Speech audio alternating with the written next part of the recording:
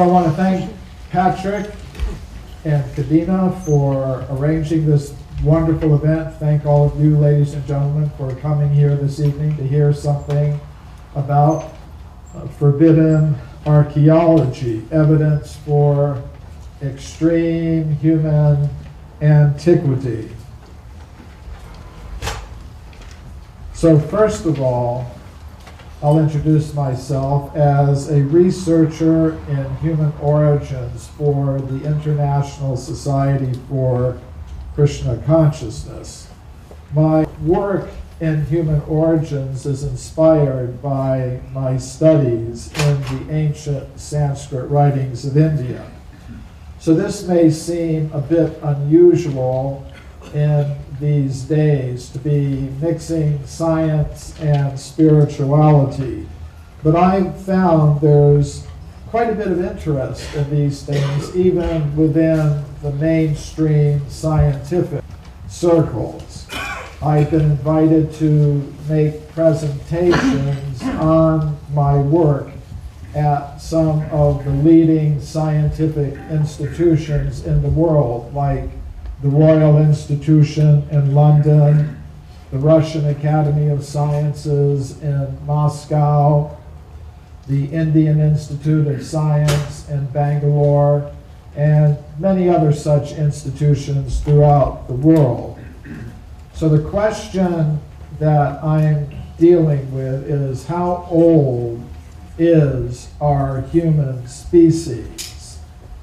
And today, the most common answer to that question comes from the modern followers of Charles Darwin. And they tell us that the first humans like us appeared on Earth less than 200,000 years ago. They would say before that time there were no humans like us present on Earth. There were only more primitive, ape-like human ancestors. However, the ancient Sanskrit writings of India tell a different story.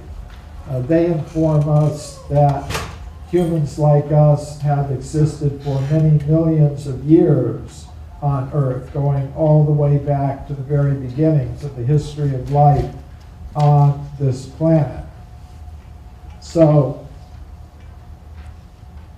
if that's true, then we could make a prediction. If what these ancient Sanskrit writings say is true, then there should be reports of archaeological evidence for humans existing much further back in time than 200,000 years ago, perhaps going back many millions of years.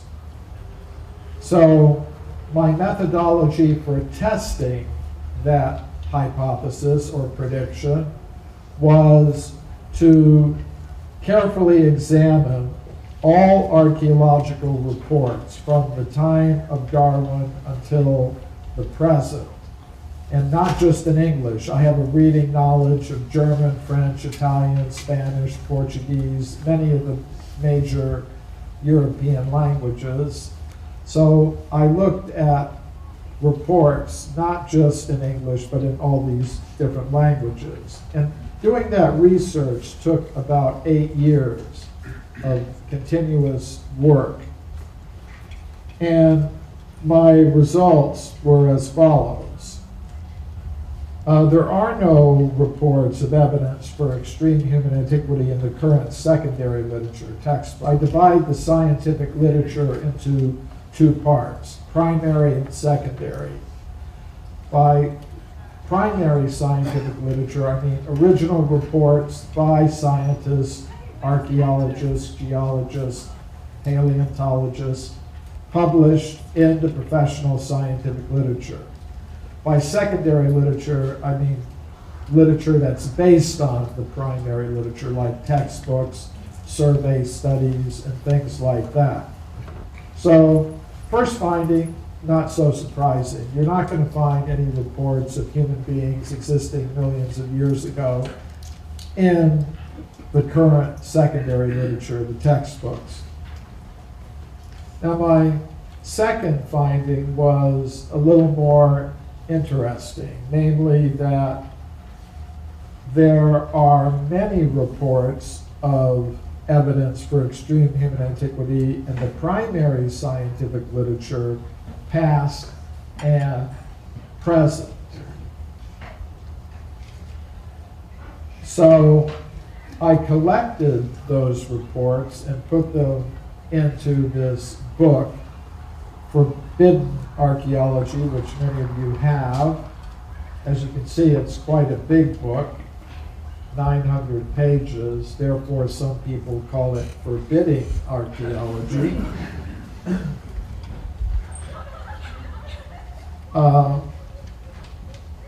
And this book was reviewed in most of the professional scientific journals that deal with the question of human origins. In other words, the book made an impact in the scientific world. Of course, it's a very controversial book. So, as you might expect, many of the reviews were quite angry reviews, negative reviews. But some of the reviews acknowledge some positive aspects, even from the point of mainstream science. For example, David Oldroyd, a noted historian of science, and his co-author wrote in Social Studies of Science a 21-page review of the book. And he asked the question, so, has Forbidden Archaeology made any contribution to the literature on paleoanthropology? That's the science of human origins. He said, our answer is a guarded yes for two reasons. First, he said, much of the historical material has not been scrutinized in such detail before. In other words, he's a professional historian of science, focusing on the science of human origins. And he said he had never seen a book that went into the history of archaeology in such detail before. So he thought that was a positive scientific contribution. And second, he said, the book raises, quote, a central problematic regarding the lack of certainty in scientific truth claims. In other words, scientists attach different levels of certainty to their theories. Some they think are more certain than others. Now, they consider their current theories of human origins to be almost absolutely certain. And David Oldroyd thought that in our book, Forbidden Archaeology, we had done a good job in problematizing, attaching that level of certainty to the current scientific theories of human origins. He thought maybe they ought to bring it down a notch. So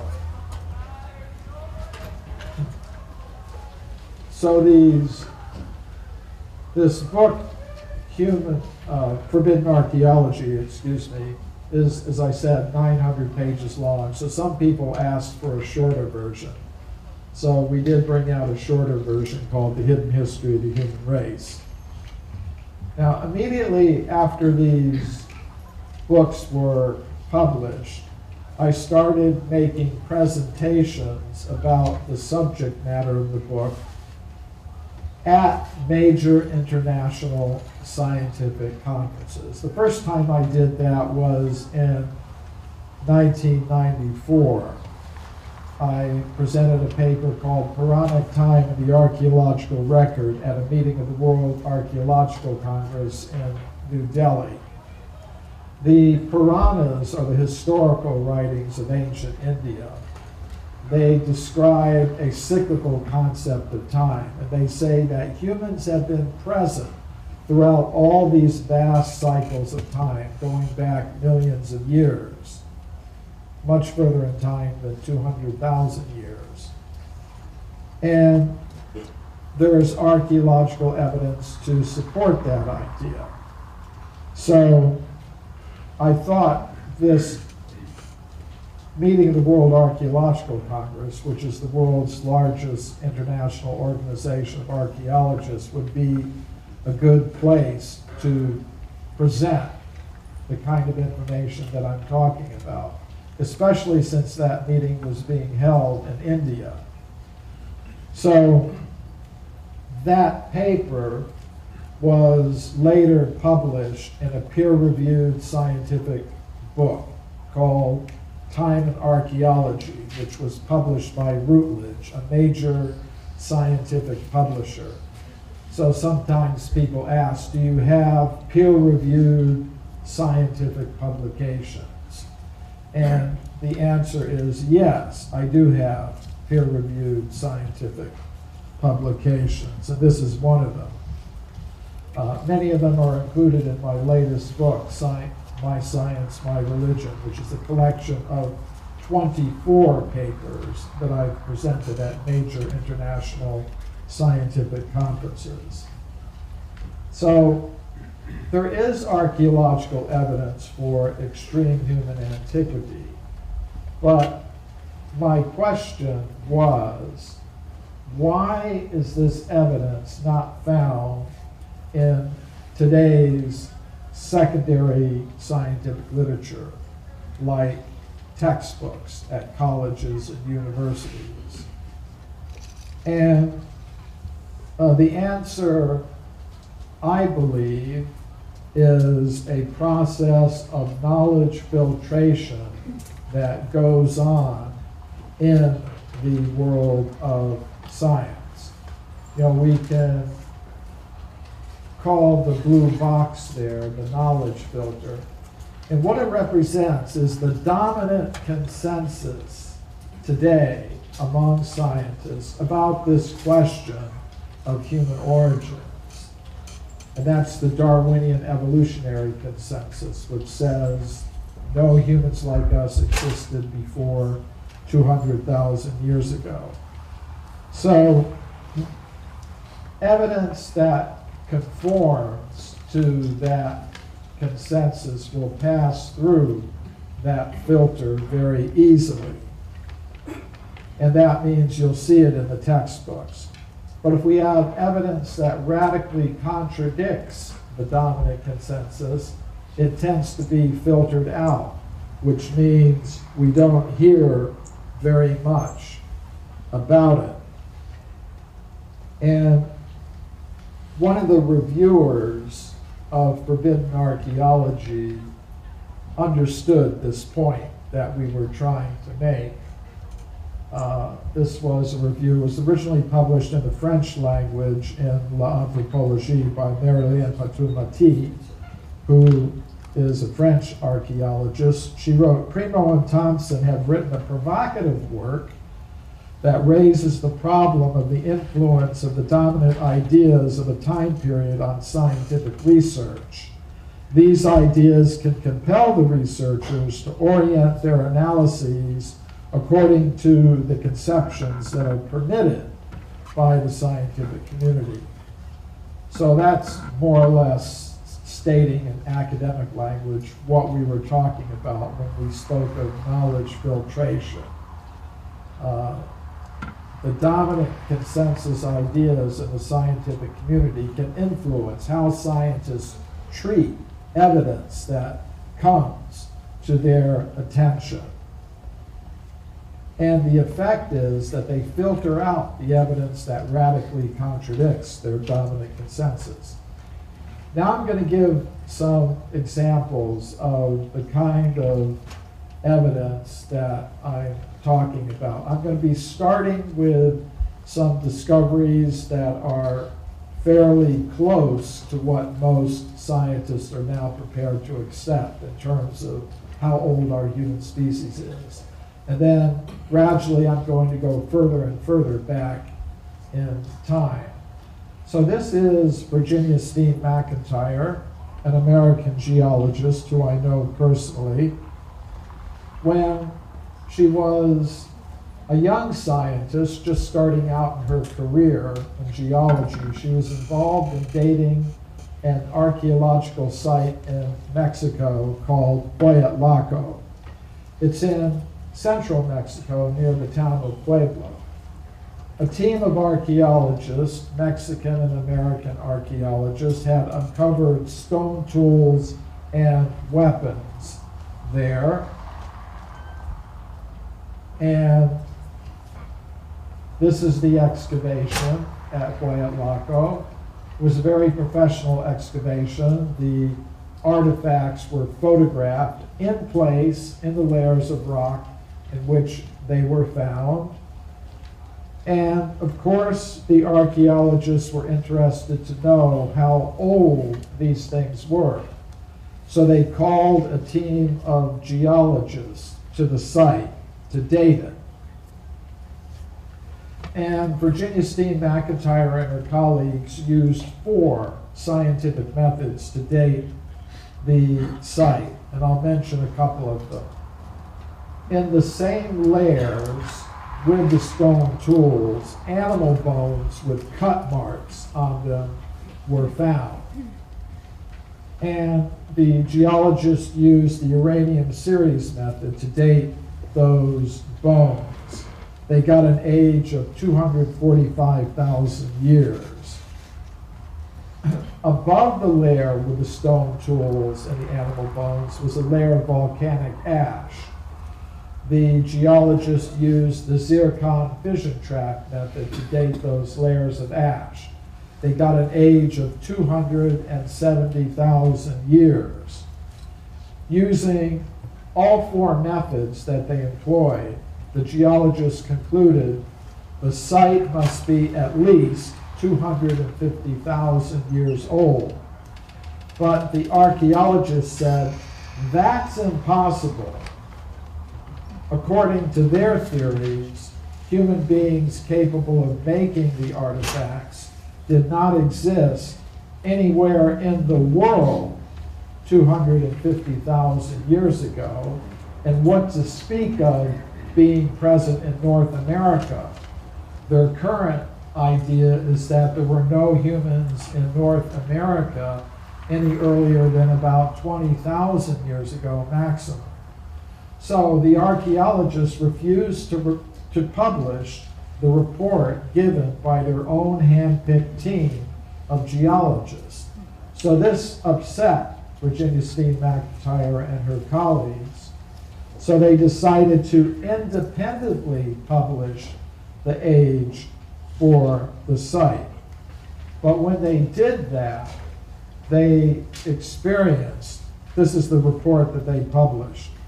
When they published this report, they experienced an extreme negative backlash from their colleagues in the scientific world because they had dared to publish something that so radically contradicted the dominant consensus on human antiquity.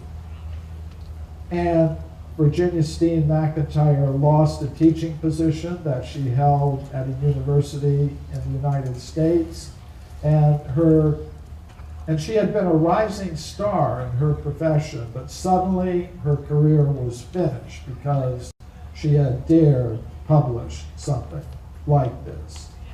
And she wrote to the editor of the journal that was courageous enough to publish a report.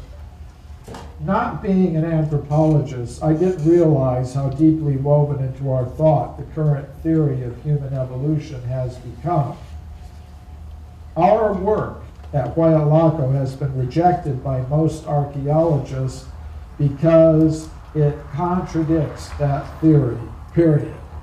So this is how this knowledge filtering process can operate. Now I'm going to go back a little further into the history of archaeology. This is Jacques Boucher de Pere, who was one of the founders of archaeology in the the mid-19th century. He lived in France.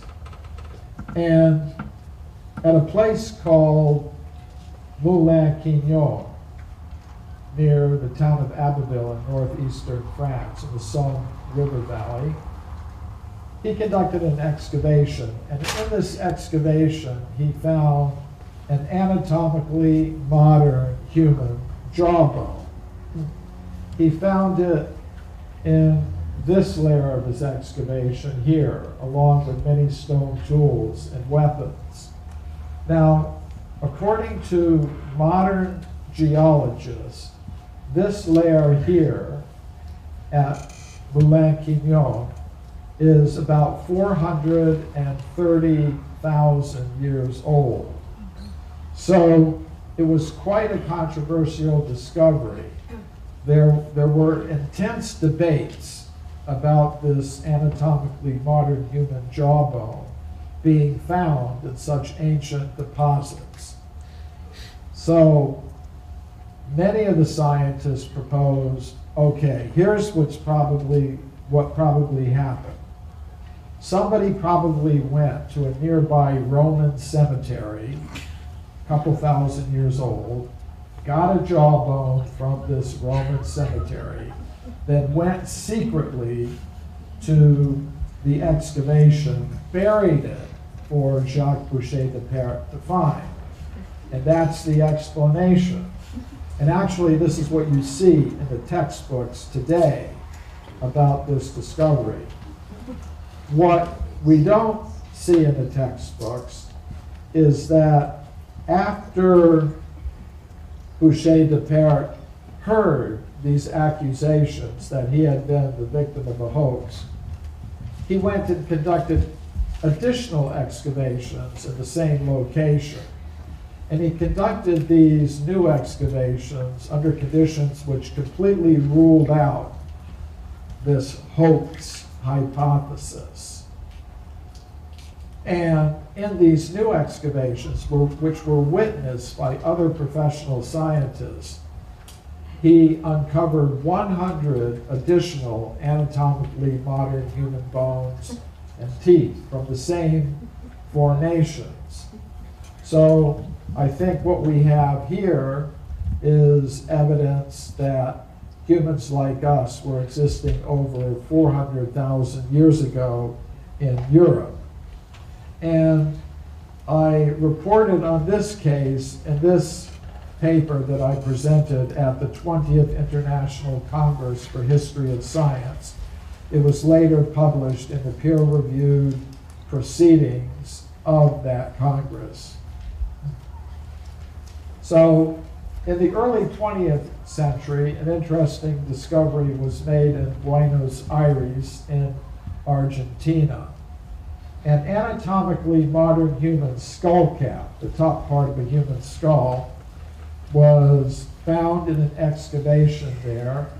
The excavation went down about 45 feet. At that layer, the diggers encountered a thick layer of limestone rock, locally called Tosca, and they broke through that layer of rock and found the skull at that level in the Pre-Ensenada Formation, which is, according to modern geologists, is 1,500,000 years old.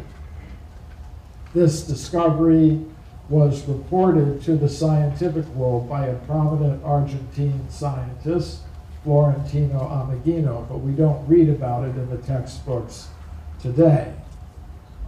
I reported on this case and several other cases like it at the meeting of the World Archaeological Congress that was held in Cape Town, South Africa in 1999.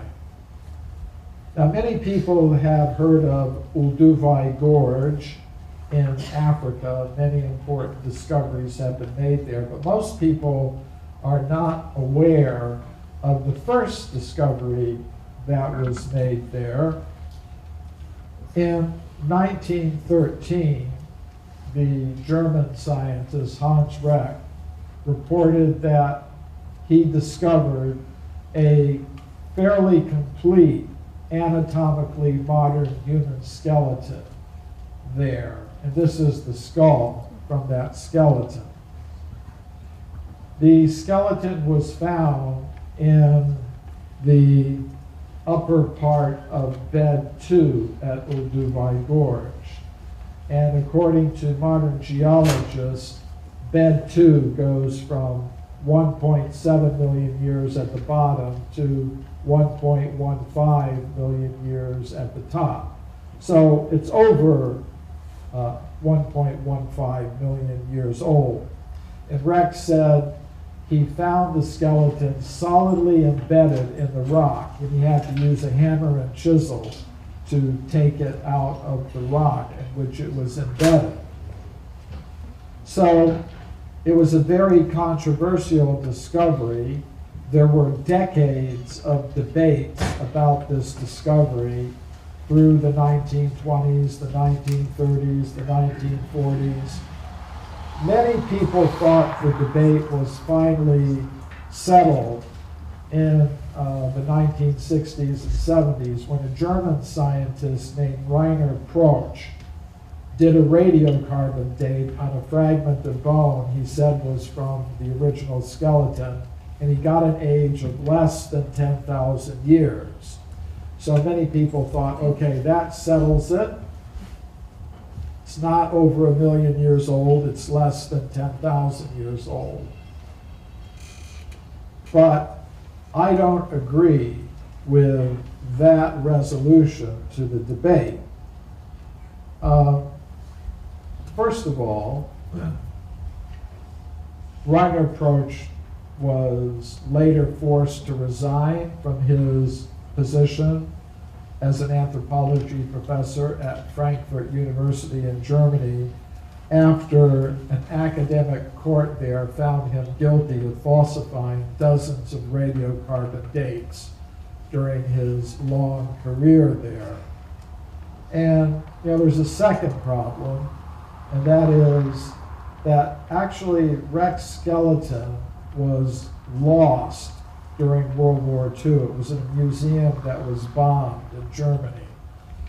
So where did he get the fragment of bone that he said was from the original skeleton? He said, well, in another museum he found a box that had some tiny fragments of bone, and he claimed it was from the original skeleton. I'm not so sure of that. So I don't think a radiocarbon date on a fragment of bone that probably wasn't even from the original skeleton by a scientist who was convicted for forging dozens of radiocarbon dates can be taken as a resolution to the question of how old the skeleton is. I think the best evidence that we have for the age of that skeleton is the report of the original investigator, Hans Reck, who found it solidly embedded in upper bed 2 of Olduvai Gorge. In 1867, Dr. Robert Collier reported that an anatomically human jaw was found at a place called Foxhall in England. It was found 16 feet deep in the Red Crag Formation there, and Foxhall is located near the town of Ipswich on the east coast of England. And according to modern geologists, the Red Crag Formation in which this human jawbone was found is between 2 and 3 million years old. In 1979, Mary Leakey announced the discovery of footprints at a place called Laetoli in the country of Tanzania, East Africa. The footprints were found in layers of solidified volcanic ash that had been dated using the potassium-argon method as being 3,700,000 years old. In her original report, published in National Geographic magazine, Mary Leakey said the Laetoli footprints are indistinguishable from modern human footprints. Other scientists also agree. Paleontologist Tim White said, "Make no mistake about it, they are like modern human footprints." Now, neither Mary Leakey nor Tim White believe that humans like us made those footprints. According to their understanding, humans like us first came into existence less than 200,000 years ago. So how did they explain the footprints? Well, they said about 3-4 million years ago in Africa, there must have existed some type of ape man who had feet exactly like modern human feet. And that's how the footprints were made. Now, that's an interesting idea. However, there is no physical evidence to support that idea. We have the skeletons of the ape men who existed at that time. They're called Australopithecus. And the foot bones of Australopithecus have been discovered in a place called Sterkfontein in South Africa. And the foot structure of Australopithecus is not like that of a modern human being. It's like that of a chimpanzee with long toes, sort of like human fingers, and a first toe that can move out to the side like a human thumb. Actually, the only creature known to science today from skeletal evidence that has a foot exactly like a modern human foot is a human being like ourselves. So, what did Mary Leakey actually find? I think she found evidence that humans like us were existing between 3 and 4 million years ago in Africa. Now, some people might say, okay, footprints are a little bit ambiguous. It would be better if you had some human skeletons that were 3 or 4 million years old.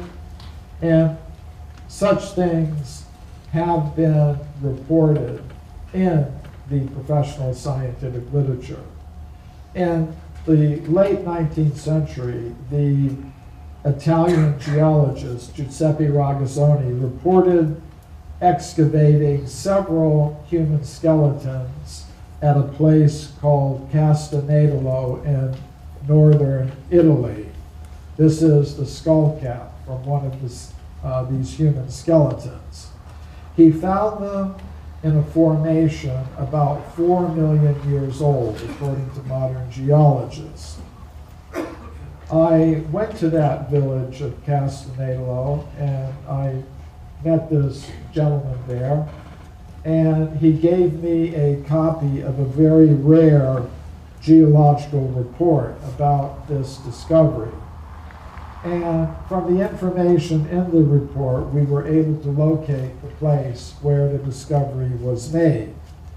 Now, when some scientists hear that an anatomically modern human skeleton has been found in layers of rock 4 million years old, they say, okay, this is very easy to explain. Here's what probably happened. Maybe 4,000 years ago, somebody died on the surface there, and then his comrades dug a grave, put the body down into that very ancient layer of rock, and that's why you think you've got a discovery of a human skeleton 4 million years old. Now, things like this can happen. They do happen. Technically, it's called intrusive burial. But Ragazzoni, the discoverer, was a professional geologist, and he was very much aware of this problem. And he said, if it had been a burial, then the layers of rock above the skeleton would have been disturbed, as we see here. And he looked very carefully when he was taking the skeleton out of the ground. and he could see that all the layers of rock above the skeleton were intact and undisturbed, which means the skeletons really did belong in the layers of rock in which they were found, in this case about 4 million years old. Now we're going to jump even further back in time. This is the Portuguese geologist Carlos Ribeiro, and he discovered hundreds of human artifacts in his country of Portugal in layers of rock about 20 million years old. And as a professional geologist, he said they cannot have come down into those very ancient layers of rock from some more recent levels. He checked very carefully to rule out that possibility. He displayed these artifacts in these cases here in the Museum of Geology in Lisbon with labels indicating an age of 20 million years. But if you go to the museum today, you will not see the artifacts on display here anymore. Today they're kept locked in these cabinets behind me. But when I went to the museum, I got permission from the directors to open up those cabinets, and I was able to study and photograph some of these 20-million-year-old human artifacts from Portugal. And these are some of them. And I also studied in the museum archives the original papers of Dr. Ribeiro, his maps, his field notes, and things like that. And after doing that, I went into the countryside of Portugal to relocate some of the places where he made his discoveries.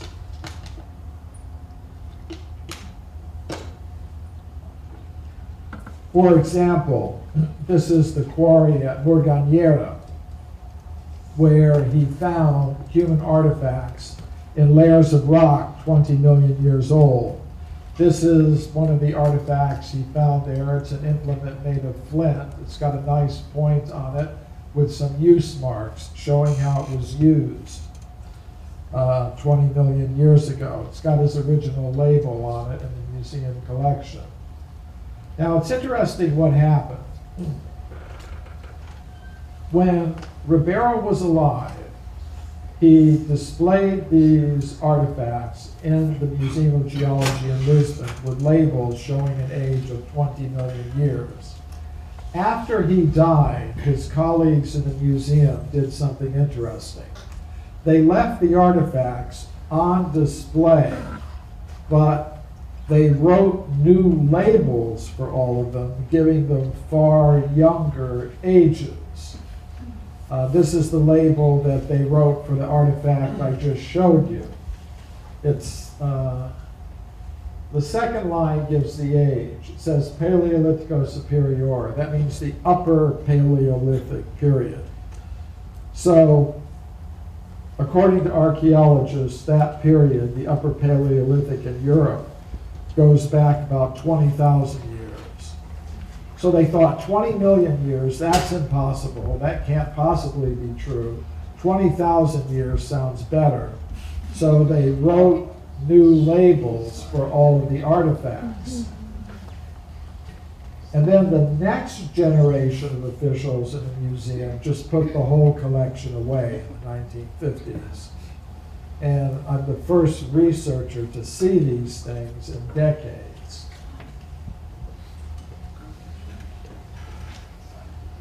I gave a report about this case at a meeting of the European Association of Archaeologists that took place in Lisbon, Portugal in 2001. And I thought that would be a good place to talk about these things, and it actually was, because some Portuguese archaeologists became very interested in what I had to say, and later they published that paper in a peer-reviewed scientific publication called the Journal of Iberian Archaeology. That's the archaeology of Spain and Portugal. That paper is included in my most recent book, My Science, My Religion, along with many of the color photographs that I took of Ribeiro's artifacts. Now, one case that's always really fascinated me is the California gold mine discoveries. In the 19th century, miners went to California to get the gold, and they were digging tunnels into the sides of mountains at places like Table Mountain in the Sierra Nevada mountains near Sonora, California, and Tuolumne County. And to get the gold, they were digging these tunnels, and deep inside the tunnels in the solid rock, the miners were finding human bones and human artifacts. For example, they found many of these stone mortars and pestles. They also found obsidian spear points. And what makes these discoveries so interesting to me is that they were found in layers of solid rock that belonged to the early part of the geological period called the Eocene, which means they'd be about 50 million years old. These discoveries were reported initially to the scientific world by Dr. J.D. Whitney, who was the chief government geologist of California. His report was published by Harvard University, but we don't read about these things in the textbooks today because of the process of knowledge filtration.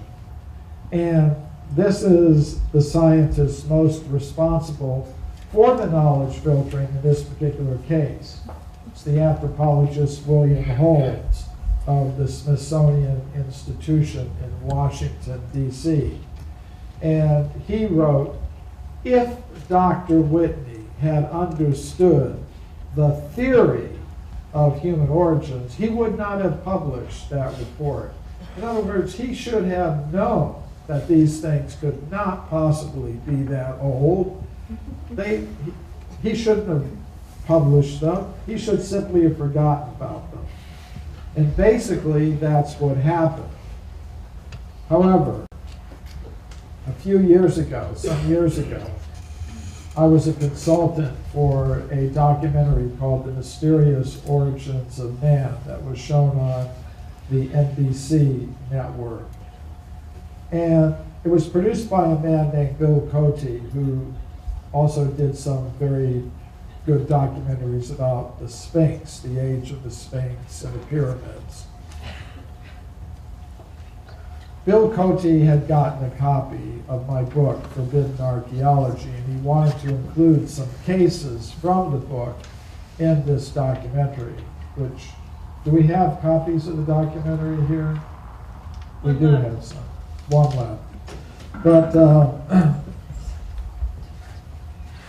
I told him about the California gold mine discoveries, and he thought that was a pretty interesting case.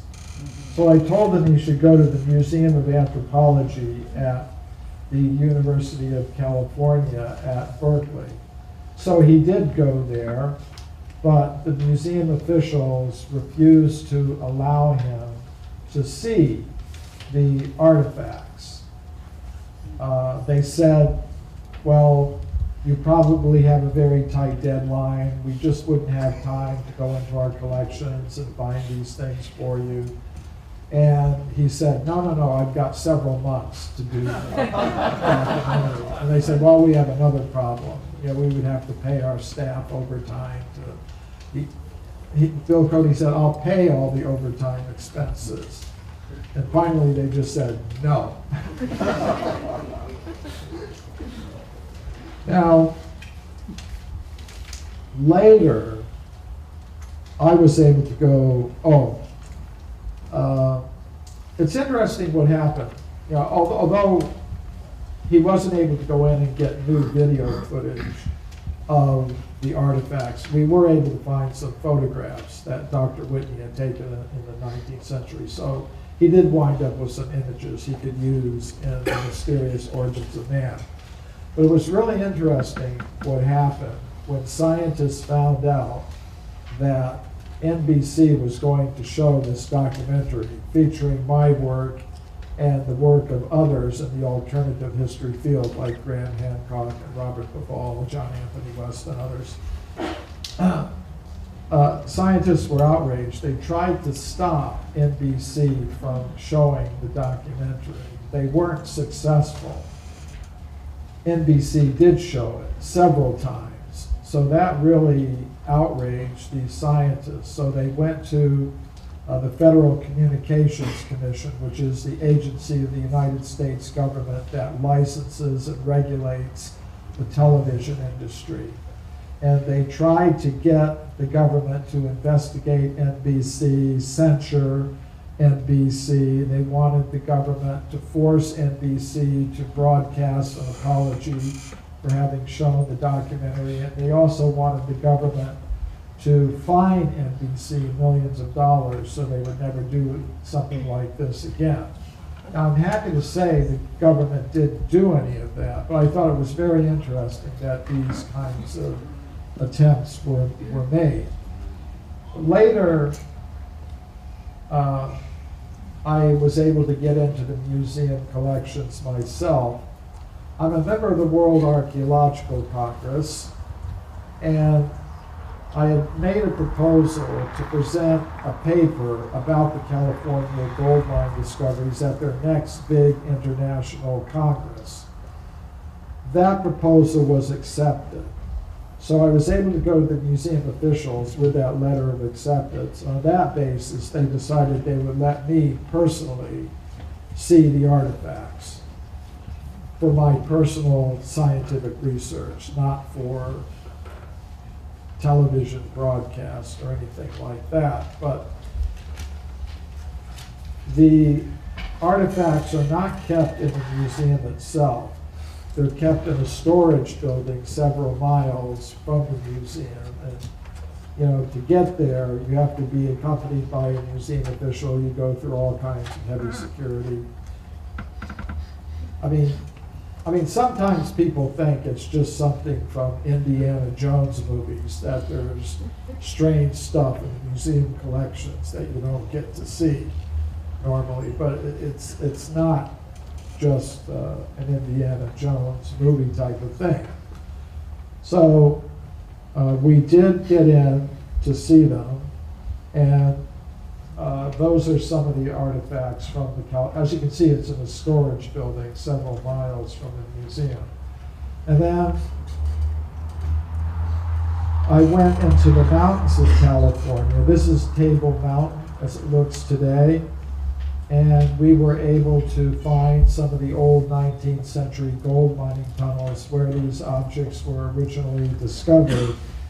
And it should be possible to do more research there. And this is the paper that I presented at the meeting of the World Archaeological Congress about these discoveries. That meeting was held in 2003 in Washington, D.C. And this paper is included in my most recent book, My Science, My Religion. So, how far back in time can we go with evidence like this? In the year 1862, a scientific journal called The Geologist published an interesting report. An anatomically modern human skeleton was found 90 feet below the surface of the ground in Macoupin County in the state of Illinois in the United States. According to the report, above the skeleton was a thick layer of slate rock that was unbroken.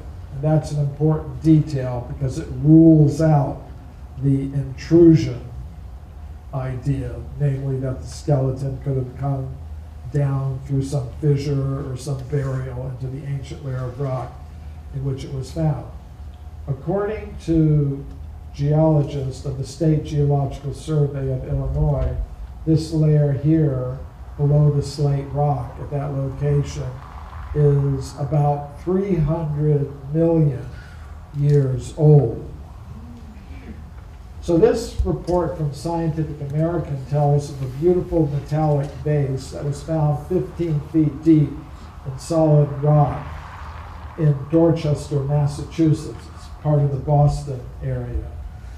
And it was a beautiful vase with silver inlaid floral patterns in it. And according to geologists of the United States Geological Survey, the age of the formation at that location, at that depth, is about 600 million years. So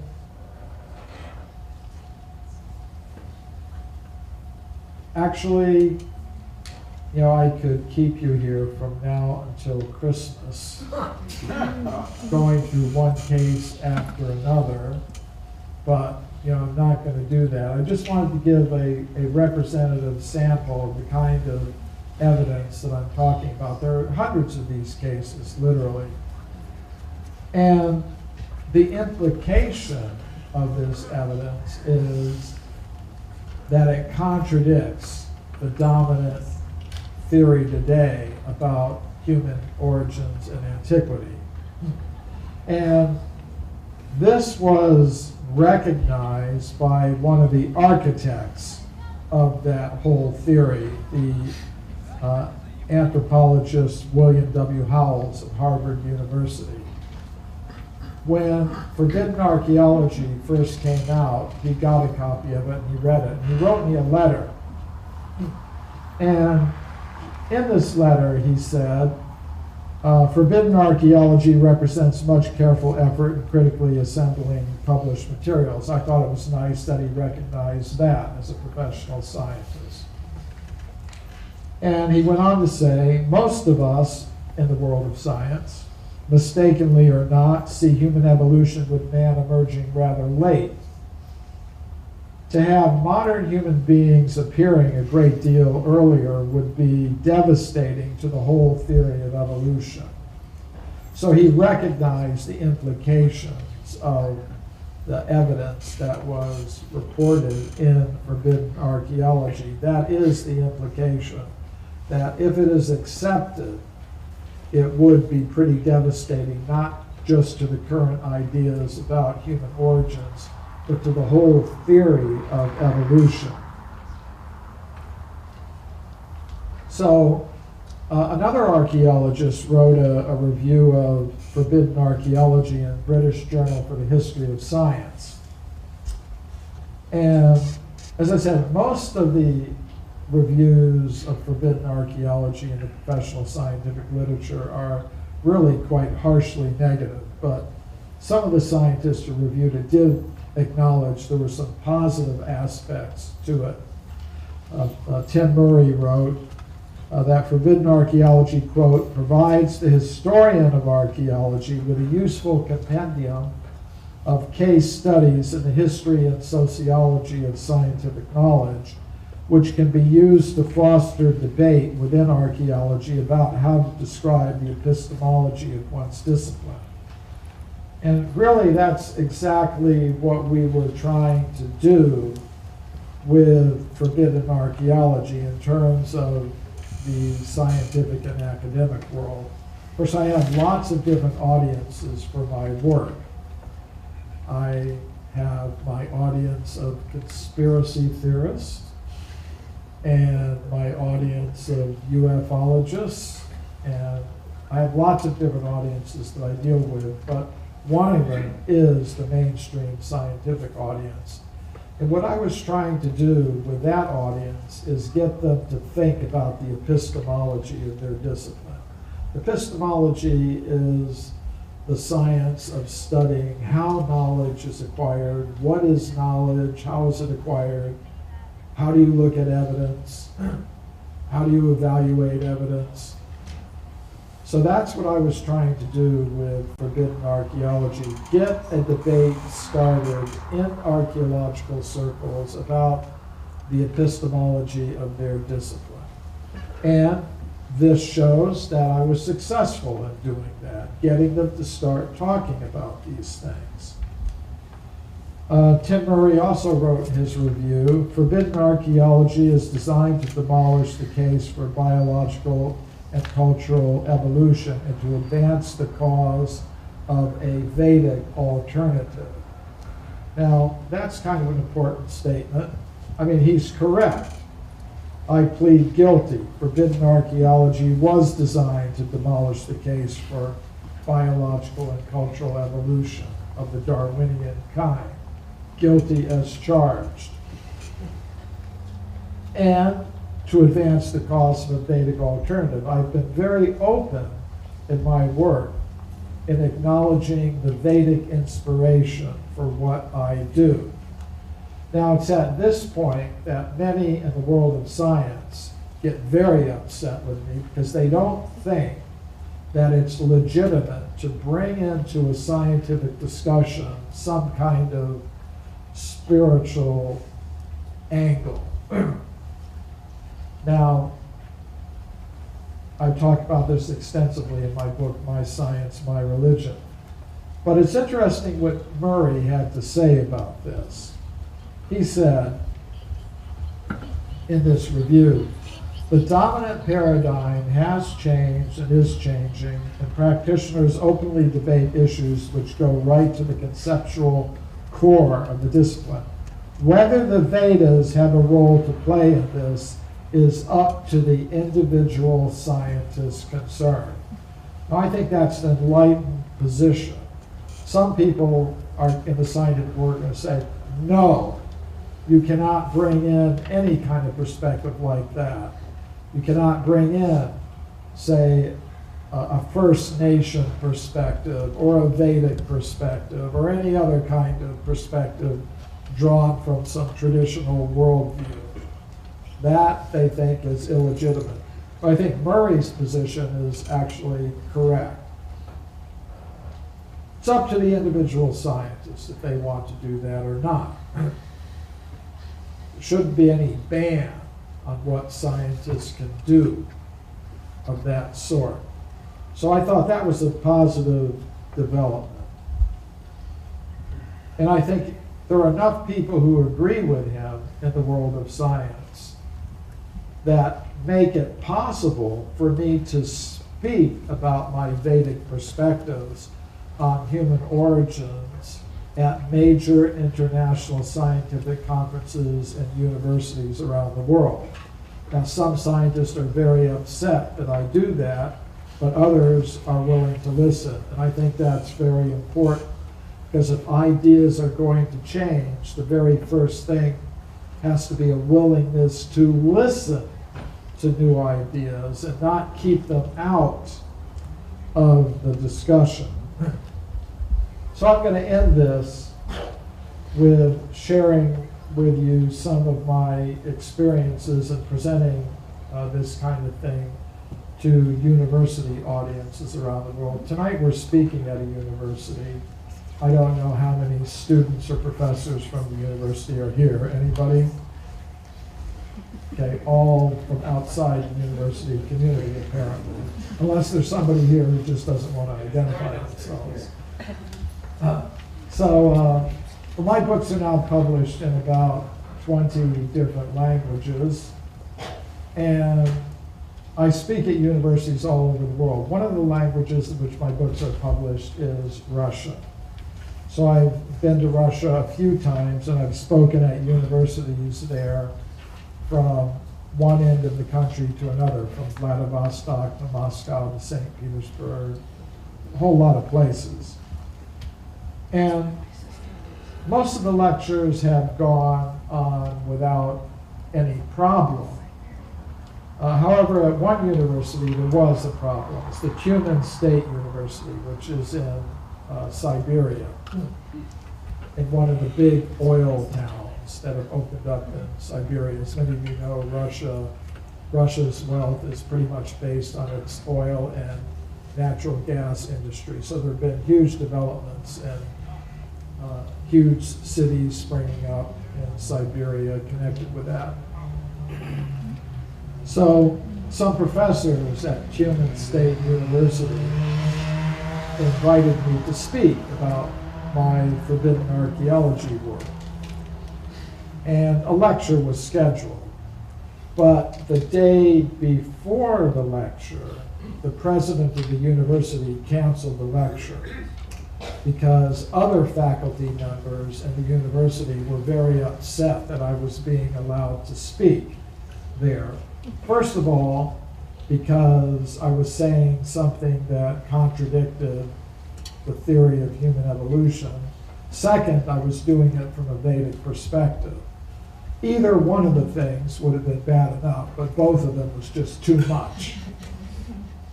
So the professors who invited me tried to get the president of the university to change his mind. But the pressure from the other side was just too great, so he wouldn't change his mind.